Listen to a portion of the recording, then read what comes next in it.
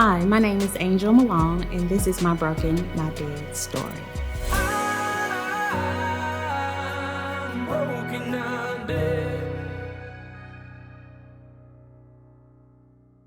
October 4th, 2018, I was diagnosed with a rare, incurable cancer, multiple myeloma.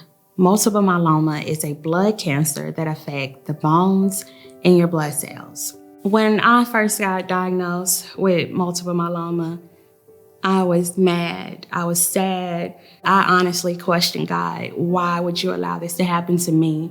I just felt like I was way too young to be diagnosed with such a rare cancer at such a young age. Multiple myeloma studies show that it hits white males 60 plus, and I was 36 at diagnosed. I have so much to do. I have to finish raising my children. So why would you pick me out of a million people? I began treatments at University of Alabama in Birmingham Center on October 16th of 2018.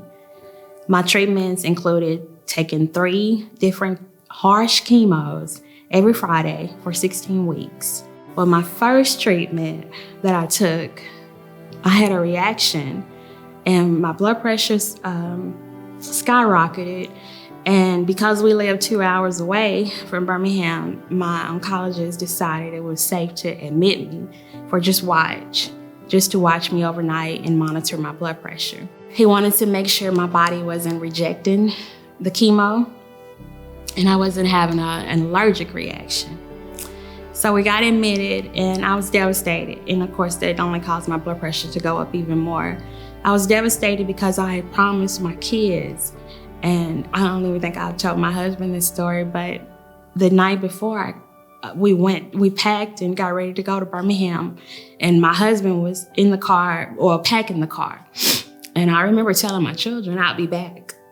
And I'm gonna be strong and I'm gonna take this chemo. And I'll be back to get you tomorrow night. And they said, okay. We told each other we loved him.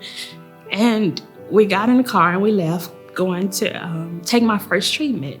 And the treatment lasted about 10 hours that day because I was sick off and on. They had to stop my IV pump and give me meds to just kind of slow the side effects down. So at the end of the day, I remember trying to sit up and I got so dizzy, I had to sit back down. And I said, I'm just tired. I hadn't moved all day, so maybe I just need to get up and stretch. So I tried again, and the nurse, 3 or 4 nurses just ran over there and was like, sit down. And I said, I just don't feel good. My throat feels like it's closing up. And she said, you're having a reaction and I need you to calm down so that your blood pressure won't go up. Well, it was too late for that. By this time, I'm puking and I'm dizzy, I'm hot. And I just remember asking them to please go get my husband. And I think one nurse ran out to go get him. But in the meantime, my blood pressure had skyrocketed. So they called my doctor. He had just left the facility. And he told me, he said, I really thought you were gonna be able to take this, but we'll figure it out. But for now, we're gonna keep you. And I remember thinking, you cannot keep me here. I just told my children last night that I'll be back. The only thing I could think about was I lied to my children. I let my children down. I was monitored. I was on a heart monitor and everything. And my blood pressure started to come down. And I was released the next day, or the next evening. I was released and I finally came home to my children. Like I said, taking these chemos, I was weak. I was exhausted. It drained me. I didn't want to eat. I didn't want to drink. I didn't want to talk to anybody. I felt helpless as a mom. I couldn't clean. It was safe for me to stay away from chemicals. I was too weak to cook. And if anyone knows me, I love to cook. I cook 3 meals a day. So having that taken away from me was hard. My family fed my children, And my husband, I didn't have an appetite. So the community was amazing. Everyone came together and made sure my children still had a nice home-cooked meal every night, as well as my husband. We had people coming in and wanted to clean and do laundry and things like that. But it still affected me mentally because that's my job.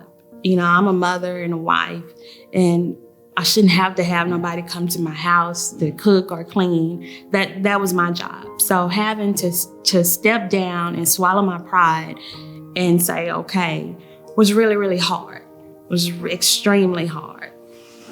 I moved on to be qualified for a stem cell transplant. I received my stem cell transplant on March 1st of 2019. Getting ready for the stem cell transplant, we went through a battle. My body gave up.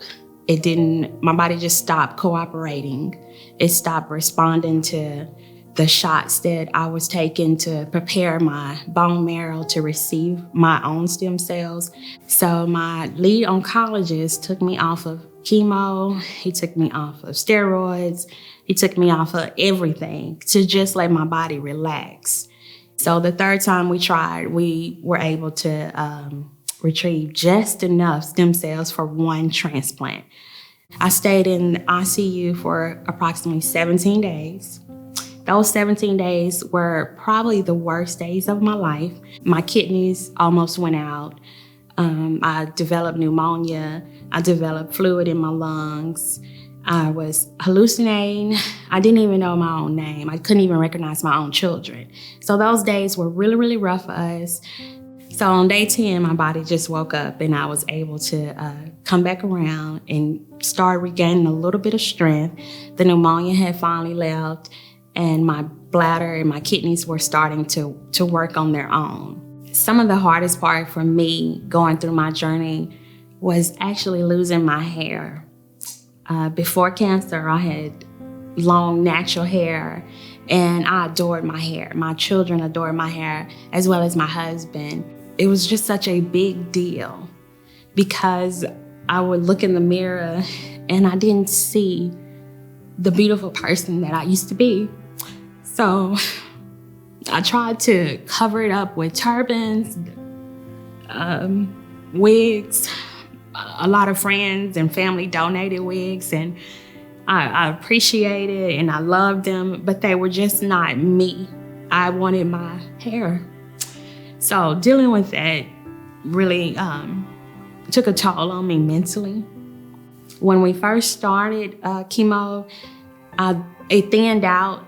Nobody could tell. I had extremely thick hair. Nobody could tell how thin it had gotten. So I hid it. And the night before we got admitted to go in to have my stem cell, I allowed my husband and our 2 boys to shave it. And I made sure nobody would come to the house. We turned off the TVs, we turned off cell phones and everything. And I just allowed them to shave my hair, and I cried and cried. They were strong. They hugged me and helped me wash my bald head, all the shavings off and everything. And I just remember when we got ready to go to bed, I cried and I screamed, and to the point where I was sick.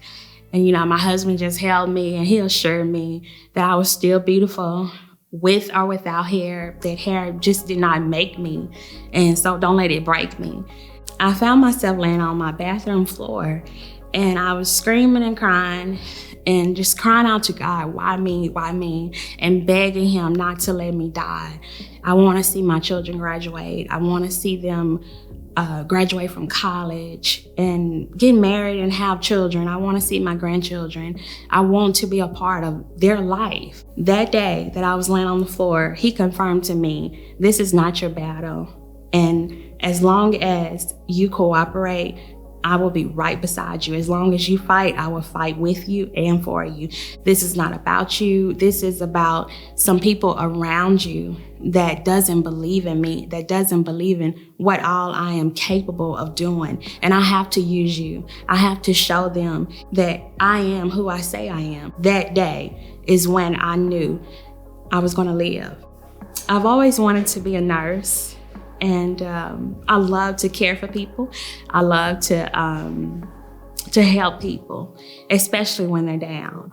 When I was taking treatments with a lot of other patients that had different types of cancer, I remember my first couple of treatments, I was in a bitter mood. The hospital chaplain came around, and I remember throwing the covers over my face because I just didn't want to be bothered. She saw me throw the covers over my face, and she pulled them back, and she asked me, could I pray with you? And I said yes. And she prayed with me, and that day, my attitude made a U-turn. The patients outnumbered the nurses a lot of days. So some people just needed help to the restroom, reaching back to unplug their IV machine so that they can walk to the restroom. And when I noticed that, mind you, I'm in here taking chemo just like them, maybe for a different type of cancer, in a different type of chemo, but I'm in the same boat as they are. So helping them to the restroom, and some females, I had to go in with, they were just too weak to undo their clothes. So helping them, and I'm pulling my IV pole just as well. One lady asked me, she said, what is your name? And I said, I'm Angel.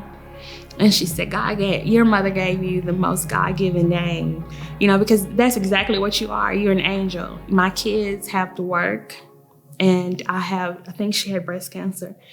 And all of her kids were grown, and they would take turns dropping her off at the door. And she would have to have transport to transfer her down to the clinic. And they would leave her, and she would be there 8 hours until they got off work. So she looked at me as her daughter. So I just thank God he had to use me to help other people. Although I didn't understand at that moment. And it's a lot of times now I don't understand.